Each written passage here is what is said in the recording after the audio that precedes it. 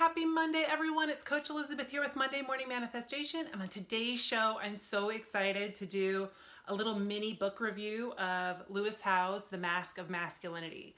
So don't turn this off. I know that lots of females watch these videos, but I'm going to tell you why in just a minute.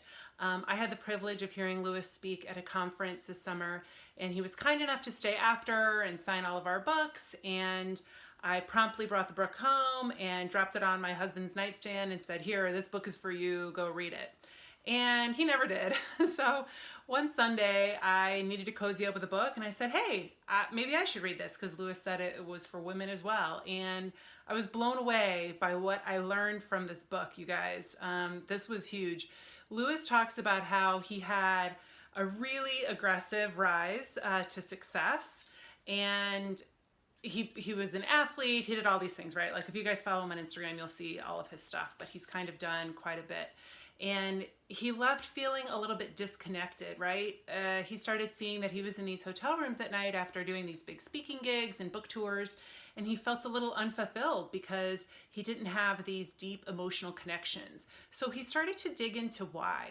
And what was great was that through his research, he really uncovered these 9 masks of masculinity that guys have. So what that means is guys are, kind of told when they're growing up or by society that they should act a certain way. And they put on these masks to try to be a more manly man or be validated or recognized as, a big man. So the first one is the stoic mask. So I thought this one was pretty cool, right? This is the guy that just nothing gets to. Physically, emotionally, he's rock solid, and he's never going to show any emotion or weakness, right? So that's number one. The second one is the athletic mask. So these are guys that just feel like they have to be amazing at sports in order to be a real man, which we all know is bullshit.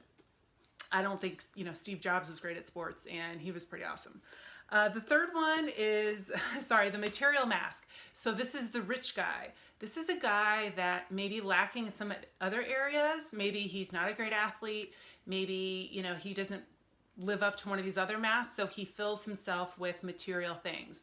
If you don't make a lot of money, you're not a real man, is basically what this mask is saying. The other one is a sexual mask, aka the player mask. So these are guys who really validate their masculinity by having lots of sexual conquests.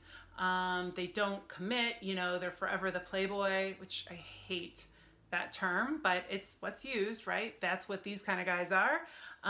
The other mask is the aggressive mask. So this is bar fight guy, right? This is the guy who has to show that he's a man and he's tough by being super aggressive. This can also be the guy in the boardroom that just never lets anybody else talk. He's hyper aggressive, hyper competitive, and he feels he needs to be that way in order to be taken seriously as a man or to show his masculinity. Another one is the Joker mask, the funny guy, the guy who feels like he's got to have a joke and a comeback for everything. We all love these guys, but you don't have to be funny in order to be, a man's man, whatever that even means. The other one is the invincible man, the invincible mask. So this is a guy that can do anything, be anything. Nothing is going to get in his way. This is what I think of when I think of like a Marine, right? Like somebody who's just completely invincible. They're not going to get hurt. They can do BMX bike racing. They can do all of this stuff, right? They're just totally invincible. Another one is the know-it-all mask, and I wanted to talk a little bit about this one today because I feel like we probably see it the most in our various careers. Somebody who tries to overcompensate by knowing it all and knowing how to do everything because they feel like they have to just because they're a guy. So this can go in another direction as well. I don't know about you. I had an amazing father growing up who knew how to do everything. He could rewire a house and then go change the oil in your car and put on new brakes, right?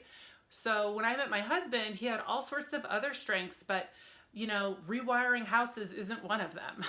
And so when we would move into a house and I wanted to, renovate the house, that, wasn't his forte. And it was because he grew up in a different lifestyle, right? He didn't grow up on a farm like my dad did. He didn't have to learn that stuff. And I found myself kind of throwing him shade about it. Like, wait, what? You don't know how to do this around the house, or whatever. Basic stuff he could do. I was asking him to do like rewiring of stuff. And he's looking at me like, no, of course I don't. And I've always kind of held that over his head. And Lewis really helped me shine light on the fact that I was putting a complete stereotype on my husband and then trying to make him feel bad, like shaming him because he didn't know how to do this stuff. And that would be the equivalent of like a guy shaming a woman for not knowing how to cook just because of her gender, right? Just because of your gender doesn't mean that all of a sudden I'm a woman, I must know how to cook amazing meals. I actually do know how to cook, but that's beside the point. It's not fair to put these expectations on people when we think that they should have to do it just because they're a man. And the last mask is the alpha mask. So this is the dominant mask. This is the guy similar to the aggressive mask. He's got to dominate everybody and everything. It can be sports, it can be negotiations, it can be anything. It reminds me of a certain president right now. He's trying to dominate everything, but you shouldn't have to do that. It actually makes you more of a man when you can take off all of these masks and really be authentic and show emotion. Because when you're wearing these, you're really prohibiting yourself from forging deep connections, personal, spiritual, and professional connections with other people. So I highly recommend picking up a copy of his book. He has an amazing podcast too, The School of Greatness. Check it out.